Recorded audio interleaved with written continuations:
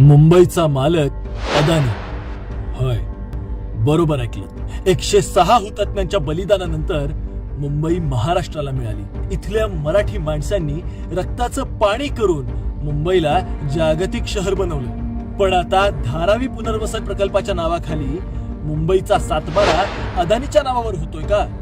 बघा, मुलुंड ऑक्ट्राय नाका 18 एकर जमीन, Mankhurd Mulund dumping ground 350 acre जमीन, मिठागरे 600 एकर जमीन, कुर्ला महानंद डेअरी 20 एकर जमीन, रेल्वेची जमीन 25 एकर, बीकेसीतील महत्वाची जमीन 6 एकर आणि इतर अशा एकूण 1200 एकर मुंबईची जमीन अदानीला कवडीमोल भावाने किंबहुना फुकटच दिली जाते.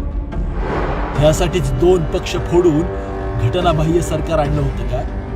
ईव्हीएम मध्ये घोटाळा करून पुन्हा महायुती सरकार आणलं गेलं का? महाराष्ट्राला अदानी राष्ट्र बनवण्याचा डाव आहे का? विचार करा.